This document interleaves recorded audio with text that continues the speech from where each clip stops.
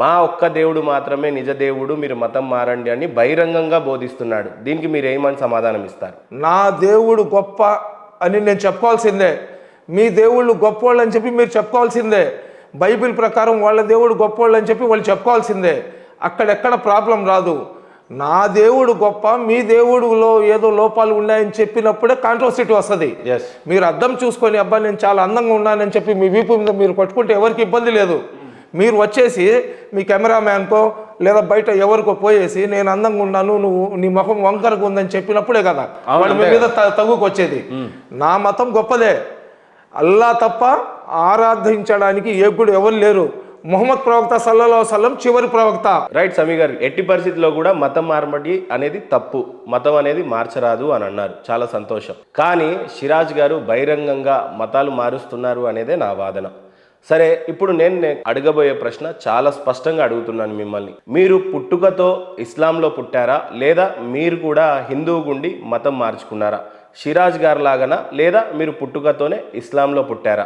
మా తాత ముత్తాతల కాలం నుంచి మేము ముస్లిమ్స్ అండి. ఓకే, పుట్టుకతనే ముస్లిం. ఈరోజు సిగ్నేచర్ స్టూడియోకి ఏ ఉద్దేశం మీద వచ్చారు మీరు? సిగ్నేచర్ స్టూడియోకి ఏ విధంగా వచ్చానంటే ఏ ఉద్దేశంతో వచ్చారు? అదేనండి, మీ ఇంటర్వ్యూ చూసినాను. మీ ఇంటర్వ్యూలో ఎవరెవరిది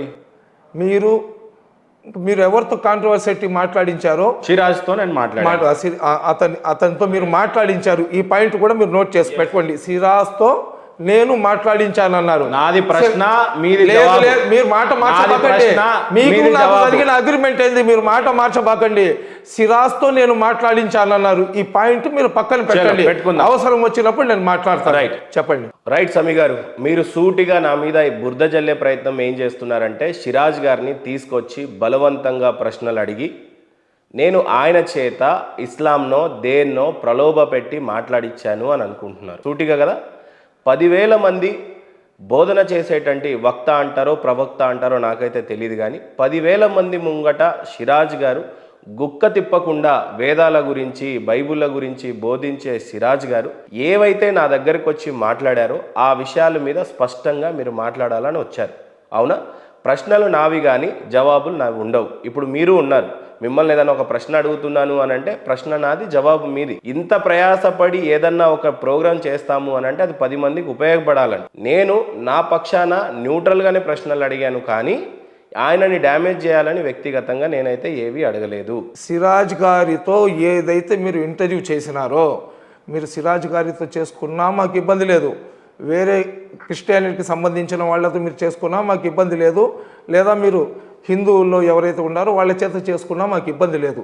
ఎందుకంటే మీ ఇంటర్వ్యూస్ కానీ మీ సిగ్నేచర్ స్టూడియో కానీ మనం చూసినప్పుడు నాన్ కాంట్రవర్సిటీగా మీరు ఉన్నారు. ఎందుకంటే మీకు గుర్తుందో లేదో, ఎలక్షన్ల ముందర మీరు నెల్లూరుకు వచ్చినారు. అక్కడ ఒక ఎమ్మెల్యే క్యాండిడేట్ ఇంటర్వ్యూ చేసిన తర్వాత నాతో కూడా మీరు ఇంటర్వ్యూ చేసినారు. ఆ రోజు ఆ పరిచయమే. దాని తర్వాత ఎప్పుడైనా ఎక్కడైనా మనం వాట్సాప్లో హలో హాయ్ పెట్టుకునేవాళ్ళం. అంతకు మించి మీకు నాకు ఎటువంటి సంబంధం లేదు. కానీ మనం మెసేజెస్లో అయితే హెల్తీ మెసేజ్లు మనం పెట్టుకునేవాళ్ళం. ఒక మంచి ఆలోచన ఉండి హైదరాబాద్ లాంటి ప్రాంతంలో ఉన్న ఒక హిందూ సోదరుడు ఇంత సౌమ్యుడుగా ఉంటాడా అనే విధంగా మీకు మా గుండెలో ఒక స్థానం ఉండింది. సౌమ్యంగా ఉండి అందరితో బాగా ఉండే మహేందర్ ఏంది ఈ ఇంటర్వ్యూలో ఈ విధంగా అతను ఎందుకు చేశాడు? అతను సబ్జెక్ట్ తెలియక చేశాడా, లేదా మహేందర్ ఏదైనా డబ్బులు ఇచ్చి చేయించుకున్నాడా, లేదా మొత్తం 25 సంవత్సరాల నుంచి నేను ధార్మికంగా మొత్తం నేను వడబోసేసి ఉన్నాను, నేను ఖురాన్లు బైబిళ్ళు అదేవిధంగా ఉపనిషత్తులు ఎదుర్వేగాలు అవి ఎందేందో చెప్పేసి ఇవన్నీ కూడా నేను వడబోసేసి ఉన్నాను, నాకన్నా పెద్ద మేధావి లేదని చెప్పుకునే వ్యక్తి చేత ఒక కామన్ ముస్లిం పర్సన్ ఉంటాడు కదా, ఆ ఫండమెంటల్ ఏదైతే ఉంటాయో బేసిక్ ఫండమెంటల్స్ ఉంటాయి కదా, అది కూడా తెలియని వ్యక్తిలాగా అతను మాట్లాడినాడంటే అతను మతిస్థిమితమైన కోల్పోయి ఉండాలా, లేదా మీరు ఏదైనా అతని మీద మీకు తెలిసిన ఈ నల్ల విద్య జాదుతోణ అంటారు కదా అదైనా చేయించి ఉండాలా, లేదా మీరు ఏదైనా అతనికి లాలూచి పెట్టి ఉండాలా. అసలు మొట్టమొదటిసారి సిరాజ్ గారు చేసిన బిగ్ కాంట్రవర్సీ ఏంటంటే సున్నతి అనేది మీ దాంట్లో చాలా ప్రాధాన్యత సంతరించుకున్నటువంటి విషయం. అది చేసుకుంటేనే మొట్టమొదటి ప్రయారిటీ కింద తీసుకొని ఆ తర్వాత నిబంధనలు నియమాలు వర్తిస్తాయి అని అంటారు. అట్లాంటిది అది పెద్ద ప్రాధాన్యమే కాదు, చాలా చిన్న విషయం అన్నట్టుగా చెప్పారు. నిజమేనా? అది సున్నతి అనేది దానికి చాలా చిన్న ప్రాధాన్యతమే ఉంటుందంటారా? తప్పండి. అది ఎందుకంటే ఎప్పుడు దాకా అయితే ఈ సున్నతి చేయించుకోరో ఖత్నా అంటారు మన దాంట్లో, తెలుగులో ఒడుగులు అంటారు అనమాట, అది కంపల్సరీ చేయించుకోవాలా. ఇస్లాం ధర్మంలో పాకి అంటే నీట్నెస్, ఆ నీట్నెస్ మా ఈమాన్లో సగం ఈమాన్. ఎప్పుడు దాకైతే అతను సుంతి చేయించుకోడో అతను నమాజ్ చదవడానికి కూడా అతనికి అర్హత ఉండదు.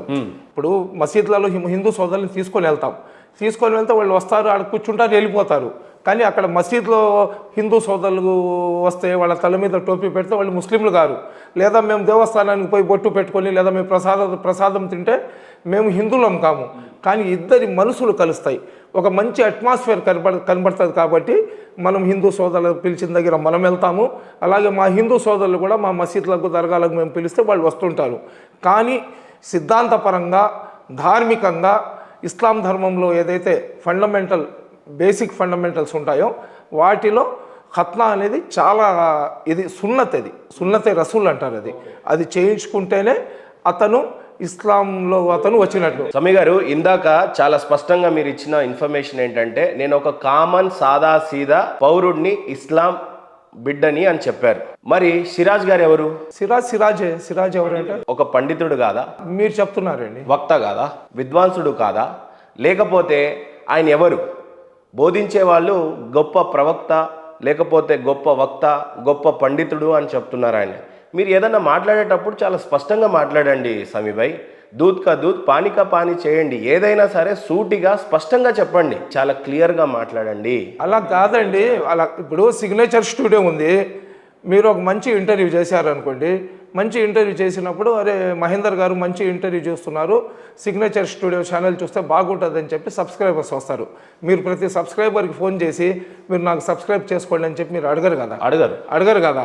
ఆ వీడియో వస్తే చూసుకొని అరే ఈ ఛానల్ బాగుంది, నిజాన్ని నిర్భయంగా మాట్లాడే సత్తా ధైర్యం ఆ అబ్బాయి దగ్గర ఉంది, ఈ అబ్బాయి ఇంటర్వ్యూస్ మనం చూడొచ్చు, ఈ అబ్బాయికి మనం ఎంటర్టైన్ చేయవచ్చు అని చెప్పి మీరే చెప్తున్నారు. 25 సంవత్సరాల నుంచి అతను చేశాడని చెప్పి.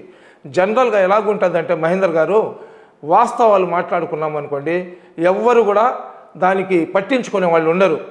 ఒక మహిళ శరీరం అంతా ఒక మూర్తిలాగా, ఒక బంగారు కుందరం బొమ్మలాగా నగలేసుకొని వాళ్ళంతా బట్టలు వేసుకొని బాగా మేకప్ చేసుకొని రోడ్డు మీద నడుచుకుంటూ వెళ్తుంది అనుకోండి, ఆమె సాయ కొంతమంది చూడొచ్చు, కొంతమంది చూడకపోవచ్చు. ఆమె సాయ కొంతమంది చూడకపోవచ్చు. కానీ ఒక పిచ్చిది శరీరం మీద బట్టలు లేకుండా రోడ్డు మీద కానీ కూర్చొని ఉంటే గడ్డం టోపీ పెట్టుకున్న ముల్లా కూడా చూస్తాడు, తలకు పిలక పెట్టుకున్న పంతులు కూడా చూస్తాడు, భుజం మీద సిలువ మోసుకొని వచ్చే పాస్టర్ కూడా చూస్తాడు. అంటే చెడుతో కాదు, ఆ మనిషి యొక్క సైకాలజీ ఎలాగుంటుందంటే ఒక మంచి కన్నా కానీ చెడు వైపు సప్పంటి వెళ్తారు. ఒక కాంట్రోసిటీ, నేను వచ్చి క్యా మహేందర్ భాయ్ కైసే హో అని చెప్పి నేను మాట్లాడాను అనుకోండి, అది ఉండదు. లేదా మీరు క్యా సమీ భాయ్ అంటే మాట్లాడామనుకోండి, దాని గురించి డిస్కషన్ ఉండదు. కానీ ఏదో ఒకటి మనం మాట్లాడామనుకోండి, మాట్లాడినప్పుడు అరే ఇదంటారా అని చెప్పి జనాలు చర్చ వస్తుంది. దానికోసమే మనము, మీకు తెలుసో తెలీదో, ఒక 2 years నుంచి మనం కాలేజీలలో స్కూళ్ళల్లో కూడా మనం ఏం చెప్తున్నామంటే టీచర్స్కు వాళ్ళ పేరెంట్స్ మీటింగ్స్ పెట్టించి ఒకే మాట చెప్తున్నాం, హిందువులు ఎవరైతే ఉన్నారో మీ ధర్మం గురించి మీ బిడ్డలకు నేర్పించండి. ముస్లింలు ఎవరైతే ఉన్నారో మీ బిడ్డలకు ఖురాన్ నమాజ్ చదవడము, 5 పూట్ల నమాజ్ ఏంది, ఫాస్టింగ్ అంటే ఏంది, ఖురాన్ ఎందుకు చదవాలా, ఖురాన్ ఏంది, మనిషి చచ్చిపోయేదాకా, ప్రపంచంలో చచ్చిపోయిన తర్వాత ప్రళయం దాకా కూడా ఎటువంటి చెడుకి దగ్గర కాకుండా దూరంగా ఉండే గ్రంథం అది ఏది ఖురాన్ అనేది. అదేవిధంగా మీ దైవ గ్రంథాల్లో కూడా ఎక్కడ కూడా ఒకళ్ళని అవమానపరచండి, ఒకళ్ళని చంపేయండి, ఒకళ్ళని నరికేయండి, వేరే వాళ్ళది లాక్కోండి అని ఏం లేదు. నీ కర్మ ఫలితాన్ని నువ్వు అనుభవిస్తావు అని చెప్పి చెప్తుంది హిందూ ధర్మం. నీ కర్మ ఫలితాన్ని నువ్వు అనుభవిస్తావు. మనకైతే ముస్లింలకైతే ఒకే ఒక జన్మ, రెండో జన్మ మీద మేము ఆధారపడం. కానీ హిందూ మైథాలజీ ప్రకారం 7 జన్మల మీద మీరు ఆధారపడతారు. ఈ జన్మలో కానీ మీ కోరిక కానీ తీరకపోతే నెక్స్ట్ జన్మలో మీరు పుడతారు అని చెప్పి. అలాగే చెడు చేసినవాడు ఈ జన్మలో, ఎవరికైనా కీడు చేసినవాడు వచ్చే జన్మలో పశువుగా పుడతాడని చెప్పి మీ ధర్మాలు కూడా చెప్తున్నాయి. వాటి మీద హిందువులు బాగా భయపడతారు. ఎందుకంటే మేము ఒక అల్లాని ఆరాధిస్తాము, మొహమ్మద్ ప్రవక్త చూపించిన మార్గంలో వెళ్తాం. కాబట్టి మాకు ఏదైనా భయం ఏదైనా ఉంటే అల్లాతోనే, సరేనా? హిందువులు అలా కాదు, మీరు పోతూ ఉంటారు, ఆ రోడ్డు పక్కన ఒక వినాయక స్వామి గుడి కనబడితే 2 సార్లు ఇలా పట్టుకొని ఇలా కూర్చొని లేస్తారు. మేము అది చేయము. ఎందుకంటే మాకన్నా ఎక్కువ భయము, మాకన్నా ఎక్కువ పాప భీతి హిందువుల్లో ఎక్కువ ఉంటుంది. కాబట్టి హిందూ ధర్మం ఎప్పుడు కూడా ఇతరులను ఇబ్బంది పెట్టి వాళ్ళు కన్నీళ్లు పెట్టుకుంటే నువ్వు సంతోషంగా ఉండమని చెప్పి ఏ ధర్మం కూడా చెప్పదండి. ఏ ధర్మం అయినా కానీ ఇతరులను ఇబ్బంది పెట్టమని చెప్తే అనవసరంగా ఇక్కడ మీరు పాయింట్ నోట్ చేసుకోవాలా. మీతో మాట్లాడేటప్పుడు చాలా జాగ్రత్తగా మాట్లాడాలా. ఎందుకంటే మీరు శూన్యంలో నుంచి ఇసుకలో నుంచి కూడా మీరు నీళ్లు తీసే రకం మీది. మీ ఇంటర్వ్యూస్ నేను చూసినాను. మా జోలికి రానంత వరకు, మనకు ఇబ్బంది పెట్టనంత వరకు ఎవరికి కూడా మనం ఇబ్బంది పెట్టమని చెప్పి ఏ ధర్మం కూడా చెప్పదు. అనవసరంగా మీకు ఎవరైనా చంపడానికి వచ్చినారనుకోండి, మీ ఆత్మరక్షణ కోసం మీరు తప్పించుకునే ప్రయత్నం చేస్తారు. సుప్రీంకోర్టులోనే చెప్పేసి ఉన్నారు, ఎవరైనా అన్యాయంగా మీకు చంపడానికి వస్తే మీ ఆత్మరక్షణలో ఎదుటి మనిషి చచ్చిపోయినా కానీ పోలీసు వాళ్ళు దాని మీద కేసు పెట్టడానికి లేదు. సెల్ఫ్ డిఫెన్స్ కోసం మిమ్మల్ని మీరు రక్షించుకోవడానికి ఎదుటి మనిషికి మీరు నష్టపెట్టవచ్చు అని చెప్పి. కాబట్టి ఏ ధర్మం కూడా అన్యాయంగా అనవసరంగా ఎవరికి ఇబ్బంది పెట్టొద్దని చెప్తుంది. మా మీద వచ్చినప్పుడు ఎంతవరకు మనం సహనం చేసుకోగలుగుతామో అంతవరకు మనం సహనం చేసుకోవాలా, ఇస్లాం ధర్మం చెప్పేది. దాని తర్వాత దాన్ని నోటితో ఆపే ప్రయత్నం చేయాలా, నోటితో లేదా చేతితో ఆపే ప్రయత్నం చేయాలా. ఈ రెండు మనం చేయలేని పరిస్థితుల్లో హిజ్రత్ చేసి వెళ్ళిపోవాలి, అక్కడి నుంచి మనం వెళ్ళిపోవాలి. అది మాకు ఇస్లాం ధర్మం నేర్పించింది. కాబట్టి ఏదైతే మీ ఇంటర్వ్యూలో మనం కొన్ని చూసినామో దాని మీద ఒక రకమైన బ్యాడ్ మెసేజ్ పోతుంది జనాల్లో. ఏందయ్యా ఒక ధార్మిక, మీరు అక్కడ ఇంట్రడక్షన్ ఏమని ఇచ్చారు, ధార్మిక పండితులు ఈయనంటే ఎవరు తెలియని వాళ్ళు ఉండరు, రకరకాలుగా ఆయన చేశాడు అని చెప్పి. అలాగే ఆయన వీడియోస్, ఆయన అట్రాక్షన్ని చూసి కొంతమంది అతనికి ఫాలోయింగ్ ఉండొచ్చు. నాకన్నా బ్రదర్ సిరాజ్కి 1,00,000 రెట్లు ఇస్లాం గురించి తెలుసు అతనికి. నేను 1% అయితే సయ్యద్ సమీ హుసేని అనే అతను 1% అయితే బ్రదర్ సిరాజుర్ రెహమాను 1000% అతను 1,00,000%. నాకన్నా 1,00,000 రెట్లు అతను బాగా తెలిసి ఉండొచ్చు. అంత తెలిసిన వ్యక్తి కూడా తప్పు ఎందుకు చెప్పాడు, అతను కావాలని చెప్పాడా లేదా మీరు కావాలని చెప్పించుకున్నారా అనేది తేల్చడానికి నేను వచ్చింది. రైట్, మీరు అంటుంది ఏంటి, సిరాజ్తో కావాలని నేను చెప్పించాను అనేది మీరు అంటున్నారు. సిరాజ్ ఏమంటున్నాడు, నేను మాట్లాడేటప్పుడు నాకు కొద్దిగా జ్వరం వచ్చింది, నా థ్రాట్ బాగాలేదు అని అంటున్నారు. ఇప్పుడు సూటిగా చెప్పాలంటే మీరు నా మీద బురద జల్లుతున్నారు. మీ వెనకాల ఇప్పుడు 4 వచ్చారు, అలాగే మొన్న సిరాజ్ వెనకాల కూడా 2-3 వచ్చారు. ఇప్పుడు వాళ్ళు దానికి సాక్ష్యం. ఈరోజు మీరు కూడా ఏమన్నా తప్పుగా మాట్లాడినా కూడా వీళ్ళు 4 సాక్ష్యం. ఇక్కడ నేనేదో ఆయన చిన్నపిల్లోడు, ఈ లడ్డు తిను, నీ తర్వాత నీ కళ్ళు తిరుగుతుంది, నేను చెప్పినట్లు చెప్పు అని ఏదో ధూపం ఇచ్చేసి నేను చెప్పమంటే చెప్పే స్థాయి ఆయనది కాదు సమీభాయ్. ఏదన్నున్నా నా మీద బురద చల్లటం బాగుంది, నేను తూడ్చుకోవటం బాగుంది, కానీ బట్ వాస్తవానికి జరిగినది ఏంటో స్పష్టంగా తెలుసుకోవడానికి మీరు వచ్చారు. ఆ కార్యక్రమంలో ఉండండి. నాది ప్రశ్న, మీది జవాబు.